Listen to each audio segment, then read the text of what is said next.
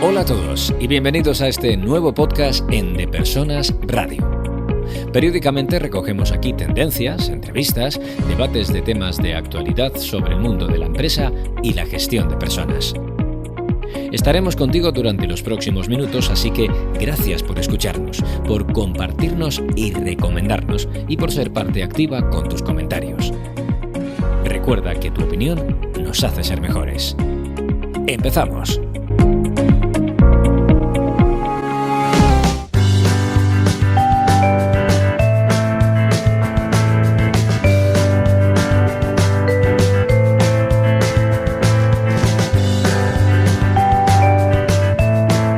Hoy estamos con una persona que nos va a ayudar a entender y a dar un poco de luz a todo lo que está pasando y sobre todo a cómo negociar nuestro futuro, porque hablando con él siempre nos la pasamos negociando, ¿no? Pero hoy tengo el gusto de tener a Enrique Salas con nosotros. Enrique, ahora os contaré un poco más sobre su vida, pero Enrique, es un placer tenerte aquí con nosotros.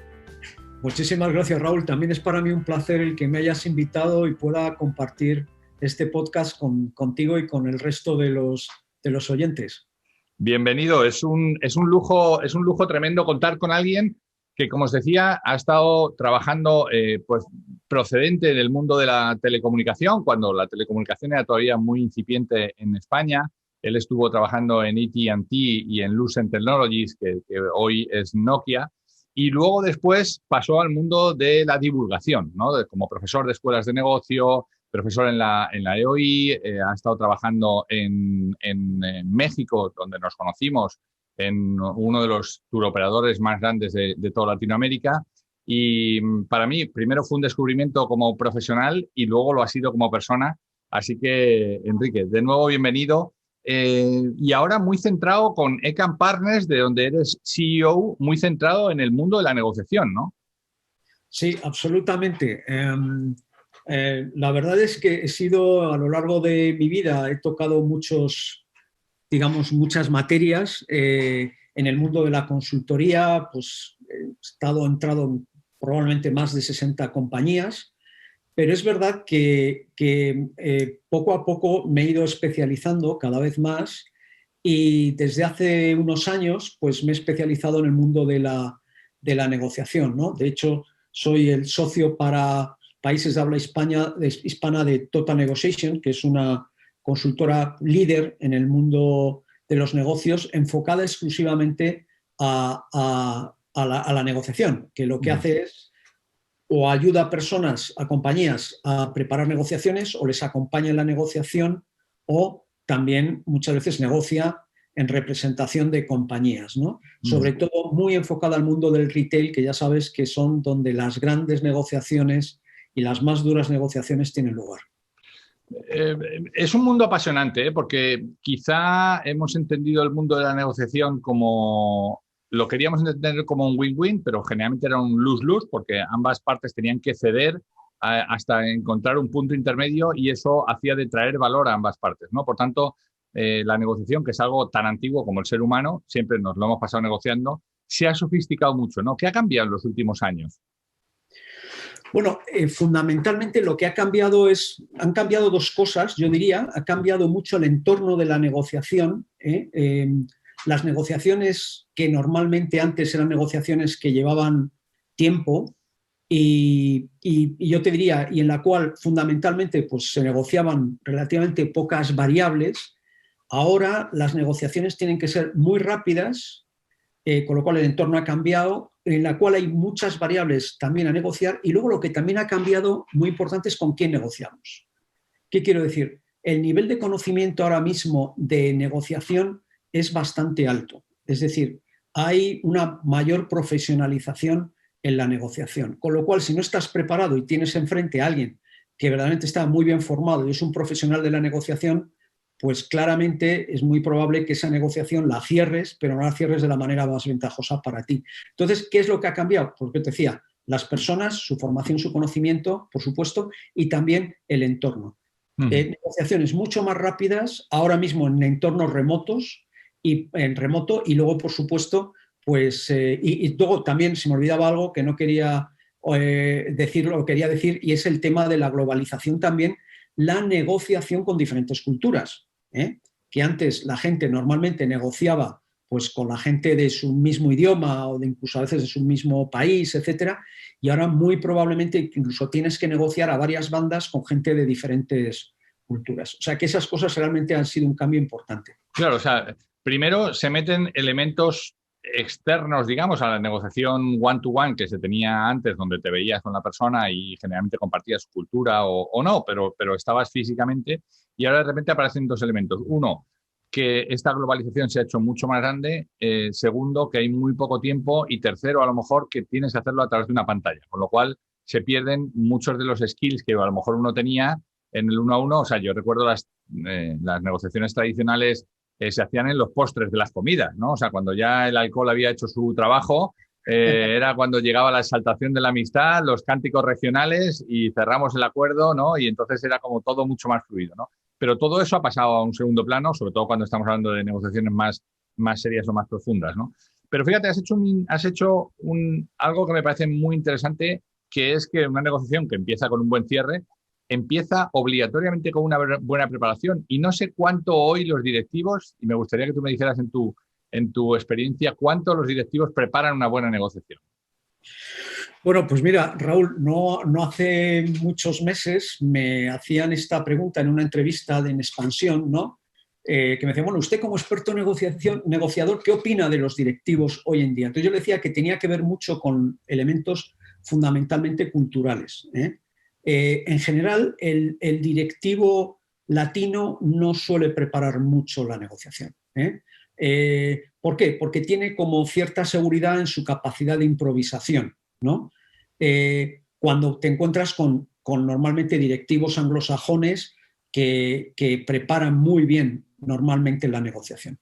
Yo siempre tengo un mantra que repito sistemáticamente, Raúl, y es que el mantra que me repito es que para mí la preparación es la clave del éxito en prácticamente cualquier cosa que hagas, ¿no? Y en la negociación, fundamentalmente. Nosotros, una de las cosas que hacemos en Total Negotiation y que yo hago en Ecam Partners con mis clientes es ayudarles a darles herramientas para que hagan una muy buena preparación de la negociación. Entre otras cosas, te voy a decir por qué. Porque cuando uno está bien preparado para una negociación, en primer lugar va a la negociación con mucha seguridad. Sabe que lo tiene bien preparado y la preparación es clave. Y de hecho, pues hay elementos, pues fíjate, algo tan sencillo pero tan importante como es no solamente llevar preparadas las preguntas que les vas a hacer a la otra parte, sino también llevar preparadas las posibles respuestas que la otra parte te pueda dar, para que si te da una respuesta que no es la que tú has pensado, eso significa que muy probablemente hay algo que a ti se te está escapando de la realidad de la otra parte, o también qué preguntas la otra parte te puede hacer y qué respuestas tú le vas a dar. Y si te hace una pregunta que tú no hayas pensado, eso significa que hay cosas en la preparación que a lo mejor has pasado por alto, ¿no? Y claro, eso hay que prepararlo, hay que sentarse, hay que elaborarlo y bueno, pues como Rafa Nadal, yo digo, hay negociaciones que son como si jugaras la final de un Grand Slam. Y entonces lo que hay que hacer es ensayarlas, que es otra de las cosas que normalmente los directivos no hacen. Ya no solamente no la preparan, sino que la ensayan.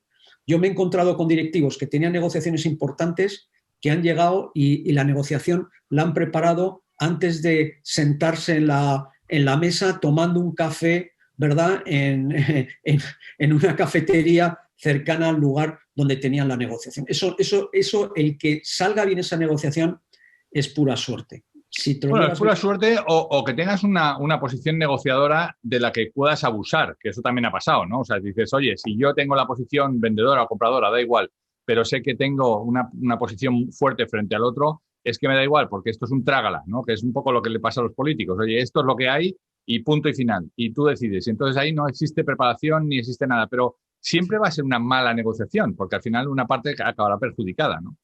Totalmente. Mira, una de las cosas que yo llevo trabajando muchos años es en un concepto en el que se llama el balance de poder. Muchas veces la gente piensa que el comprador tiene más poder que tú porque eres el vendedor y no necesariamente es así, ¿verdad? Hace poco me decía un amigo que se quería cambiar de auto y me decía, jo, es que he ido a varios lugares para ver negociar con ellos, a ver qué me daban, ¿no? Si yo les compraba a ellos el auto y tal. Y claro, yo les decía, mira, ¿sabes qué pasa? Que estamos hablando de principios de año. Entonces, ¿tú puedes esperar un poco? Y me dijo, sí, claro. Digo, pues vete a final de año. Porque a final de año, el vendedor, ¿qué tiene? Pues tiene probablemente unos objetivos que conseguir.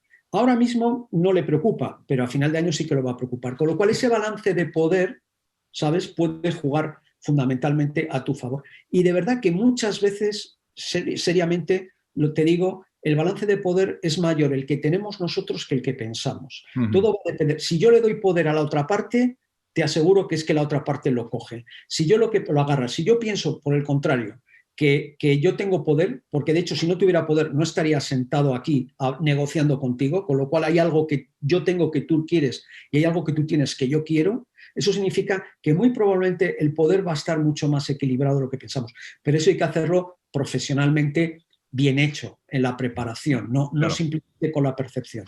Claro. Nos has hablado de la preparación como el inicio.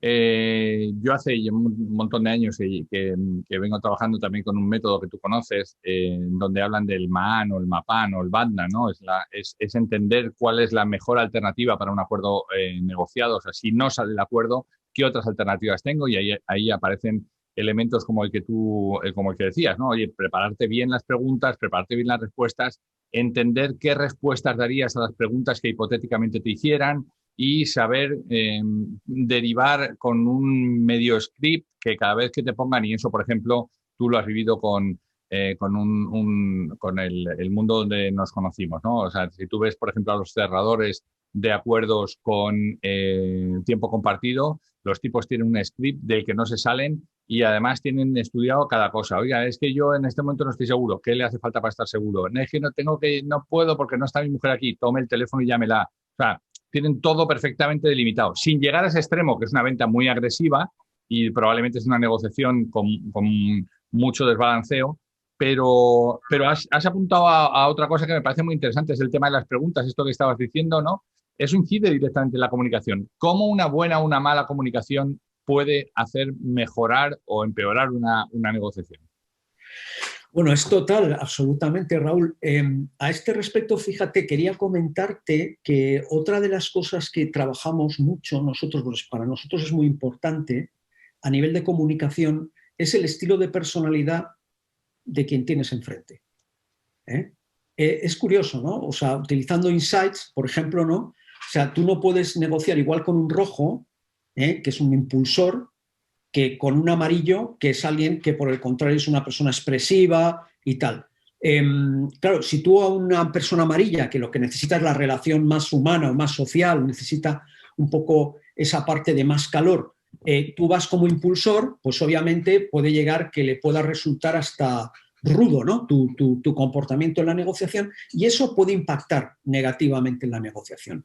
Hay una máxima que nosotros siempre decimos, ¿no? Y es que decimos que en negociación no le tienes que tratar al otro como a ti te gustaría que te trataran, sino trátale al otro como a él le gustaría que le trataran. Entonces, si tienes delante, por ejemplo, un azul, que es una persona tremendamente analítica, que lo que necesitas es datos, tienes que ir con datos e información. Y eso, la verdad es que suaviza muchísimo la negociación. A mí me ha tocado negociar con impulsores que eran tremendamente rojos y yo sabía que esa negociación iba a durar relativamente poco, porque iba a ser muy claro, te iba a decir, mira, yo necesito esto, esto, esto. ¿Tú me lo das? Sí, pero yo te lo doy de esta forma, pa. Vale, venga, pues adelante. O mira, o esto, y al final la negociación se cerraba pronto. Entonces ahí, esa parte muchas veces que si tienes que negociar con alguien que no conoces suficientemente, aunque hay que intentar conocerlo lo más que puedas, lo que sí debes de hacer es, como te decía, a través de las preguntas también identificar, ¿no?, aquellos aspectos de su personalidad que puedas usar en la negociación. Bueno, entonces un buen negociador no solamente tiene que conocer bien lo que lleva entre las manos, no solamente tiene que preparar, sino tiene que estar preparado para la persona que se pone delante, ¿no? Y para eso tienes que tener una especie de capacidad psicológica, ¿no? Para los que no estéis un poco familiarizados con lo que estaba diciendo Enrique, esta teoría del insight viene de un tipo que se llama William Morton, de 1930, del siglo pasado, en la que habla de los 4 elementos, tierra, fuego, agua y aire, que se corresponden con 4 grandes ejes en donde alguno de ellos estamos, ¿no? Uno es la D, la dominancia, que es el rojo al que hacía referencia Enrique, la I de influencia, que es el amarillo, la S de estabilidad, que es el verde, y la C de cumplimiento de normas o de esta parte de data driver, que es la que tienen los azules, ¿no? Entonces, claro, uno tiene que aprender a imaginarse cómo será esa persona, pero ya una vez que lo está viviendo en la propia negociación, estar intentando entender cuál es el driver, cuáles 4 de estos 4 principios le mueven para ir directamente iba a decir a la madre, como dicen en México, ¿no? Ir directamente al centro, ¿no? Al foco, ¿no? Absolutamente. Qué bueno. Oye, Enrique, hemos hablado de comunicación, hemos hablado de preparación.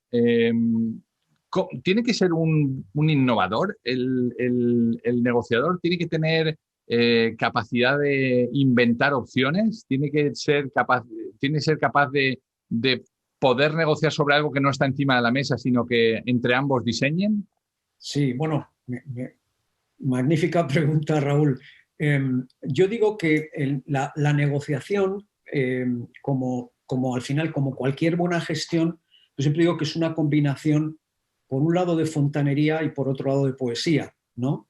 Es decir, la fontanería son las herramientas y hay gente que maneja muy bien las herramientas en negociación, pero hay una parte de poesía en la negociación que tiene que ver con lo que tú dices, ¿no? Con fundamentalmente esa parte personal, ¿no? Esa parte que, como yo digo, es muy difícil de conseguir en las herramientas, ¿no? Entonces, tienes que tener, como decía, esa parte de poesía, no sé si llamarlo de una cierta psicología, ojo clínico o lo que quieras, ¿no? Que siempre te ayuda, como decíamos, en la negociación. Particularmente, para mí, una de las grandes claves, yo siempre defino la negociación como un intercambio de variables. Es decir, las negociaciones ricas son aquellas en las cuales tú puedes intercambiar diferentes variables. Por ejemplo, en España, donde estoy ahora actualmente, por ejemplo, en esta entrevista en Expansión me decían, ¿y cuántas variables se utilizan en España? Digo, pues en España no se utilizan nada más que 4 o 5, mientras que en los países anglosajones la gente está acostumbrada a utilizar 10, 12 variables. Yo siempre digo que las variables son el lubricante realmente de la negociación. ¿Por qué? Porque las variables tienen una importancia y tienen un coste. Te voy a poner un ejemplo muy sencillo, ¿no? Para una consultora de un tamaño boutique como es la mía, para un gran cliente, por ejemplo, para mí las condiciones de pago son muy importantes. Para un gran cliente puede ser cualquier compañía grande, ¿no? Imagínate la que sea. Las condiciones de pago, pues para ellos pagar en vez de a 45 o a 30, pues no es significativo, ¿verdad? En cambio, para mí sí. Entonces yo estaría dispuesto, fíjate, a ceder en algún aspecto en la negociación por eso. ¿De acuerdo? Pero de repente puedo descubrir que la otra parte tiene algo que es importante para ellos, que para mí prácticamente tiene un coste menor. Imagínate que me dicen, es que para mí es muy importante que cuando se acabe la formación en negociación me hagas un pequeño assessment, ¿no? De cómo has visto a las personas. Pues para mí realmente si yo les voy a conocer, si voy a tener de primera mano su capacidad, voy a ver las áreas donde ellos tienen fortalezas, las áreas donde a lo mejor tienen que trabajar un poco más, a mí no me cuesta nada hacerlo. En cambio, para la otra parte puede ser importante. Entonces, son variables que afectan, ¿verdad?, muchas veces al precio y que las puedes jugar en la negociación. Por eso te decía que... Sí. No, te estaba escuchando con mucho interés porque al final esa es la clave muchas veces de por qué se rompen las negociaciones, porque la gente se queda enquistado en posiciones en lugar de centrarse en los intereses de ambas partes, ¿no? Y cuando yo soy capaz de entender qué te puede estar interesando a ti, puedo ponerte encima de la mesa elementos que a mí no me cuestan mucho, a ti te benefician y a cambio pedirte o exigirte o pedirte como contraprestación que me ayudes en cosas que sé que a ti no te cuestan mucho, pero que a mí me interesan, ¿no? Así es. Has dicho esto, ¿no? Hay que llevar a lo largo de la negociación, y volviendo a la pregunta que has hecho primera, una de las primeras que me ha parecido, desde luego, muy inteligente, es el tema de las preguntas, ¿no? O sea, tienes que pasar desde entender que cualquiera cuando se sienta a negociar empieza con una posición, luego tienes que pasar al interés y luego tienes que pasar a la necesidad, porque la necesidad es la clave. Entonces, cuando tú decías, hace falta ser innovador, yo creo que la creatividad, y por eso forma parte de la poesía, porque la creatividad es fundamental en la negociación. Porque incluso, fíjate, aunque por así decirlo, mi mínimo minimorum no encaje con el mínimo minimorum de la otra persona, ¿sabes? Con lo cual pienses que no vas a llegar a un acuerdo, con la creatividad, poniendo, como te decía, esas nuevas variables sobre la mesa, de repente puede llegar un momento en el que se haga clic y digas, hombre, mira, pues si hemos llegado a un... Es verdad que yo llego a mi mínimo, te dice la otra persona, y yo también, vale, pero mira, hemos cerrado el acuerdo, con lo cual es un gana-gana, porque aunque sea el mínimo, hemos conseguido el acuerdo que es beneficioso para los dos. Entonces, hace falta, evidentemente, muchísima creatividad, pero ya sabes que la mejor creatividad es aquella que se prepara. Y tú, muy bien en el mundo del baloncesto, yo cuando veo en el baloncesto, en el básquet, ¿no? Cuando de repente llega un tipo, ¡buah!, suelta la bola y de repente otro la coge en cesta y dice, pero ¿cómo sabía que estaba ahí? Sí, pero porque sabes que son mucho ensayo y mucha preparación, aunque el público lo vea como que es realmente un... Claro. Hombre, el paralelismo con el baloncesto está buenísimo porque te pasas negociando con el contrario cada vez que te enfrentas a él. Él no quiere que tú metas canasta y tú tienes que meter canasta. Es una negociación permanente. Y es verdad que hay sistemas que te ayudan a saber dónde están tus compañeros, pero también es verdad que a veces hay que saltarse las reglas. O sea, a veces el improvisar y el sacarte la chistera, pues ese conejo que da la entrada a canasta o el alley-oop o tal, ¿sabes? Eso muchas veces es improvisación entrenada, es verdad. Porque tú llevas entrenando toda la semana esos momentos de improvisación, ¿no? Y es verdad que en las empresas nos estamos jugando un partido de Champions todos los días y entrenamos poquísimo, ¿no? Y ahí algunos de los directivos que habéis estado en empresas donde yo he tenido la oportunidad de trabajar, tengo que estar permanentemente agradecidos. ¿Por qué? Pues porque habéis sido capaces de confiar que en esta inversión en entrenamientos iba a tener un retorno y que a la hora de la verdad eso iba a producir un resultado, ¿no? No quiero pasar por alto que en las negociaciones típicas tradicionales hay algo que se ha echado siempre de menos, ¿no? Que es cuidar la relación también, ¿no? Hemos sido probablemente innovadores. Yo estoy de acuerdo contigo, ¿eh? Muchas veces las mejores negociaciones son en las que no solamente me quedo en el mínimo y es miseria para los dos, sino que amplío la tarta, ¿no? O sea, lo que hago es nosotros hemos tenido casos en los que trabajamos en talleres de negociación también, en donde el líder no solamente encuentra aquello con lo que se conforman ambas partes, sino que cuando te metes en esa dinámica de crear opciones futuras, de repente hay algo mucho más grande a repartir para ambos, con lo cual es muy interesante, ¿no? Pero vuelvo al punto sobre el que quería preguntarte, ¿no? Y es cuidar la relación, Enrique. Una buena negociación nunca yo creo que es buena si una parte se siente fastidiada, engañada, dolida y no puede confiar en ti, ¿no? No sé qué piensas al respecto de eso. No, totalmente. Yo siempre digo que la manera realmente de asegurarte de que tú has hecho una gran negociación, por lo menos yo siempre que he negociado, siempre le pregunto a la otra parte, ¿no? La típica pregunta, oye, ¿tú a mí me recomendarías como negociador? Y cuando la respuesta es sí, yo digo, pues ya he conseguido todo lo que tenía que conseguir como negociador. Si la otra contraparte, en algunos casos me dice, no, es que yo te contrataría como negociador. Pues entonces ya he conseguido el máximo que puedes conseguir efectivamente, ¿no? en negociando. Pero tienes razón. Vamos a ver, una cosa es el deal al cual tienes que llegar y otra cosa es la persona. No tienes que saber diferenciar muy bien digamos, el trato que se quiere llegar a conseguir y la persona. O sea, la persona tiene que estar absolutamente aparte de esto, ¿no? Y ahí hay que ser tremendamente aséptico, ¿no? Pero tú sabes que hay un elemento que se utiliza mucha gente en las negociaciones, que son las tácticas, ¿no? Y algunas de las tácticas son precisamente esas, ¿no? La de, digamos, entre comillas, ¿no? Poner nerviosa a la parte contraria, incluso en algunos casos llegar como hasta ofender, etcétera, etcétera, ¿no? Pues para intentar influir sobre esa persona e incluso manipularla de alguna manera, ¿no? Ahí es donde realmente uno no tiene que entrar, ¿eh? Hay una cosa que en negociación, la parte más importante de negociación, que es la más difícil, por cierto, es el cierre, ¿no? La negociación. El cierre de la negociación es lo más complicado, ¿no? Entonces, existe una idea, ¿no?, que se llama la montaña del miedo, ¿no? Yo la dibujo siempre, ¿no?, que es que por un lado, una ladera de la montaña va el comprador y por la otra va el vendedor, ¿no? Y claro, a medida que tú vas acercándote al pico, ¿no?, a la parte ya más alta de la montaña, es donde surgen los miedos, ¿no? Porque el comprador, ¿qué miedo tiene? Pues el comprador, el miedo que tiene es si lo que estoy comprando realmente, lo que tú dices, o sea, estoy confiando en Raúl, pero Raúl realmente me va a ayudar a hacer la transformación, el cambio, me va a formar a la gente para que consiga los objetivos, ¿no? Y tú, por otro lado, como vendedor, puedes decir, oye, ¿y si al final en el último momento se echan para atrás? ¿Y si yo qué sé, de repente viene otro tercer player o sea, esa montaña del miedo, como yo digo, es muy normal que suceda.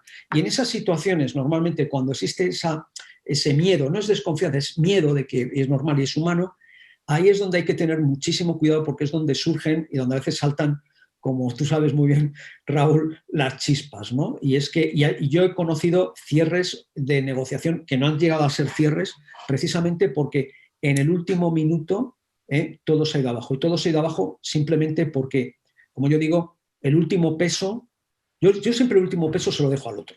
El último peso que se lo lleve el otro, para que tenga la sensación, ¿sabes?, de que, bueno, me llevo esto y además me llevo el último peso. No lo peleo, no lo disputo. Pero hay gente que lo disputa.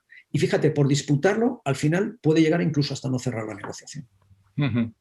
Estaba acordándome, algunas de las negociaciones fallidas han sido por eso, ¿no? Por intentar estresar demasiado, ¿no? El intentar ganar todo y al final tú dices, oye, pero es que no puedes ganar todo, ¿no? Y eso es una pena. Oye, ¿qué entonces? Hemos hablado de lo que no se debe hacer para no conseguir hacer un cierre. ¿Cómo se consiguen hacer los buenos cierres? Esa es la clave, ¿eh? Conozco muchísimos vendedores que hacen un delivery buenísimo, una preparación buenísima, hacen una exposición, conectan bien con la otra persona y cuando ya están a punto de cerrar, les entra ese vértigo en el vértice de la montaña y dicen, bueno, pues si te parece ya nos sentamos la semana que viene. Coño, ¿cómo se consigue ese compromiso, Enrique? ¿Qué tips nos das para conseguir que el tipo acabe firmando la línea de puntitos just now?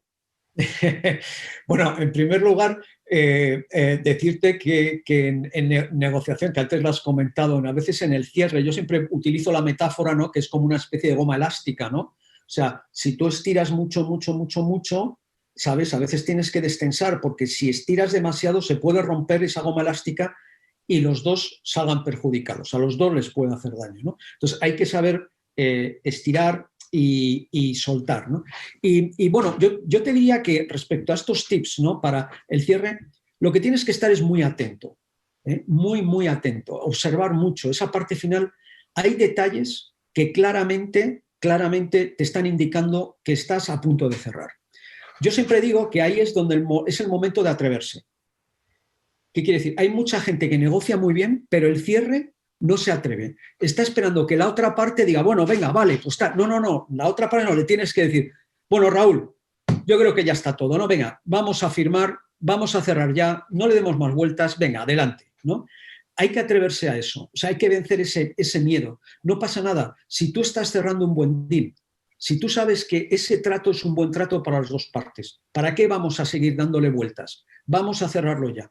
Cuando tú lo dices con esa seguridad, ¿sabes? La otra persona que está esperando ese empujoncito, ese impulso, se lo tienes que dar tú. Y te digo que las personas normalmente lo cierran. Ahí también te encuentras mucho la psicología, ¿no?, de la otra parte, y depende cómo esté negociando, ¿sabes? Te va a decir, pues mira, no, porque vamos a tal, sabiendo, y entonces te muestras más desesperado y dices, no, venga, pero por favor, pero vamos a cerrar hoy, ¿no? Hoy he leído que un presidente norteamericano que quiere ser reelegido pidió por favor ayer el voto de las mujeres, ¿no? Claro, cuando tú estás mendigando, ¿no?, al final la otra parte se hace fuerte y dice, sí, pero espérate, para darte esto te voy a dar, ahora necesito 2 huevos duros. Y a lo mejor tú vas de buena fe diciendo, oye, mira, después de todo lo que hemos hablado, después de lo que nos conocemos, creo que las cosas están claras, es un win-win para ambos, ¿estás de acuerdo? Sí, oye, vamos a cerrar. Y te puedes encontrar con que la otra parte te diga, pues mira, ¿sabes qué? Que no. ¿Por qué? Porque el que tienes prisa eres tú y porque el que no tengo prisa soy yo y porque el que te voy a dar una vuelta de tuerca más.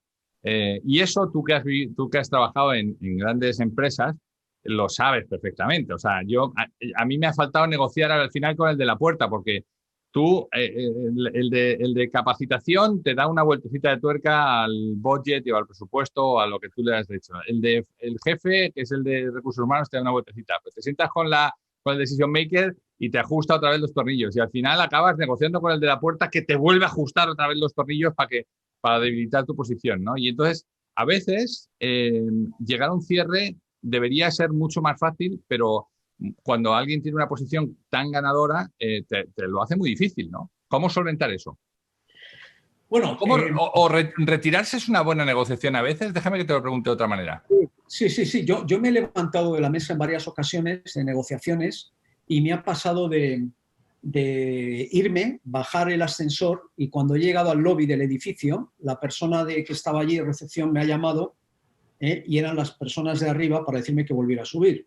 ¿Qué quiero decir? Acuérdate lo del tema, ¿no? Aquí hay un tema que es fundamental, Raúl, y es que tú lo que tienes que transmitir siempre es que tú lo quieres, pero no lo necesitas.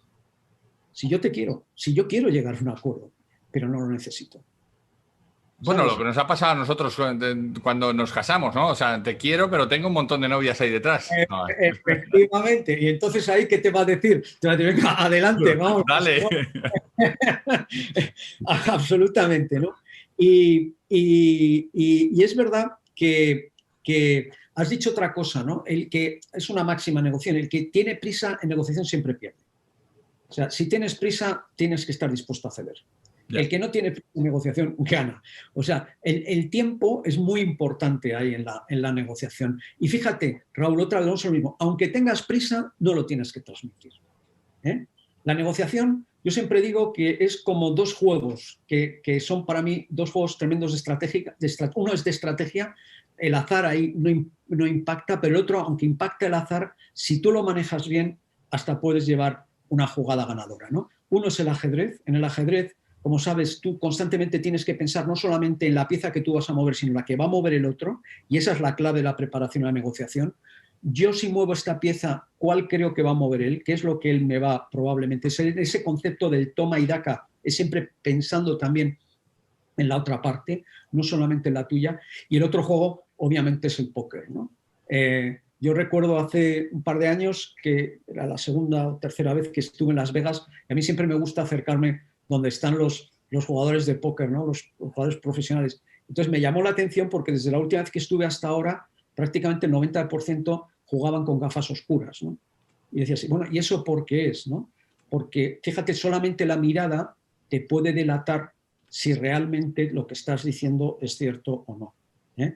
A mí, esto que tú estás diciendo en un cierre, yo ya lo había hecho todo, ya lo único que hacía era había que firmar el contrato, quien lo firmaba era el director general. Yo había acordado ya todo con el director de Recursos Humanos, y el director general, en el último minuto, con el contrato en la mano, me dijo, mira, yo lo firmo, pero me tienes que hacer un descuento del 20%. Claro, tú fíjate en ese momento, ¿no? Dices, pero ahora, después de todo esto, ¿qué hago, no? Entonces ahí tienes que tener la suficiente, yo diría, templanza, ¿no? Por lo menos yo te digo lo que hice y me vino muy bien. Yo, pues, me le quedé mirando a los ojos en un total y absoluto silencio. Claro, el silencio se podía cortar. Él estaba, el director de Recursos Humanos, que le miraba a él, me miraba a mí, yo iba con otro compañero, me miraba a mí, le miraba a él. Y al final este tipo llegó y dijo, bueno, venga, vale, había que intentarlo. Claro, y lo hace muy bien. Eso es una buena táctica de un negociador. Hasta el último momento voy a intentarlo. Porque ¿sabes lo que pasa? Si yo en ese momento que él lo intenta, yo digo, en vez de un 20, no, un 5, y te dice, venga, lo cerramos en un 10, yo ya como negociador he perdido todo mi prestigio ante esa persona. Primero, porque he acordado ya con otra persona y tal, y le he dejado claramente en una mala posición, ha perdido la cara por mí. Y en segundo lugar, lo que les estoy diciendo es que la próxima vez retórceme bien el brazo porque me vas a poder exprimir más. No. Hay que aguantar, como decía el tipo. Y luego una frase que te dejo para ti y para los oyentes es que siempre en negociación, una concesión hoy se convierte en una obligación mañana. Así que hay que tener cuidado con las concesiones. Guárdate alguna concesión, si acaso, para el final, para ese cierre. Ese último peso que le das a la contraparte. Enrique Salas, se nos ha ido el tiempo, y yo estoy encantado. Estaría horas charlando contigo sobre este y otros temas. CEO de Ecam Partners, experto en negociación, con un programa de negociación puntero, en momentos en donde además se necesita más que nunca, ¿no? Porque nos la pasamos todo el día negociando con nuestra familia, con nuestros amigos, en el trabajo, con proveedores, con clientes, con partners. Déjame algún último titular, algún último mensaje. Pues mira, lo que tú has dicho es cierto. Yo creo que en el entorno en el que vivimos es importantísimo la negociación. Para mí es una soft skill que claramente ves el efecto inmediatamente en la cuenta de resultados. Hay otras soft skills que evidentemente lo vas a ver, pero a lo mejor requieren de tiempo. Personas que pasan por un taller potente de negociación son personas que luego lo va a ver la compañía rápidamente el efecto. Y sí decirte una cosa, la situación actual lo que está llevando a muchas compañías es a tener que renegociar de nuevo contratos. ¿Por qué? Pues porque los clientes, ha cambiado el entorno, ha cambiado la situación y el cliente quiere renegociar. Entonces es muy importante ahora, como decíamos, estar bien preparados, que empezaste tú con la preparación, bien preparados para ese tipo de renegociaciones. Así que yo animaría mucho a las personas a que dentro de sus planes de formaciones para esta nueva realidad en la que vivimos se acuerden de que la negociación, desde luego, les va a generar un gran retorno al negocio. Señor directivo, meta usted la negociación en los skills de su gente. No lo haga por temor a que negocien con usted, porque esto pasa, ¿no? Dice, oye, si les enseño mucho a negociar me van a apretar a mí luego después. No, da igual. Al final tiene mucho más beneficios que problemas. Enrique Salas, muchísimas gracias por tu tiempo. Es un placer tenerte en este espacio. Es un lujo para De Personas tenerte con nosotros y ojalá pues sea más recurrente, ¿no? Nos podamos ver cada cierto tiempo. Cuando tú quieras, a tu disposición, Raúl. Y muchísimas gracias a ti y a todos los oyentes del podcast. Pues hemos llegado al fin de nuestra entrega. Esperamos que haya sido interesante para ti. Si quieres saber más de lo que hacemos, escuchar entregas anteriores o leer las entradas del blog, no dejes de entrar en depersonas.com. Nuestra promesa de valor es ayudar a las empresas en sus procesos de cambio con quienes los hacen posible, que no son otros que las personas. Te esperamos en la siguiente entrega en De Persona Radio. ¡Hasta entonces!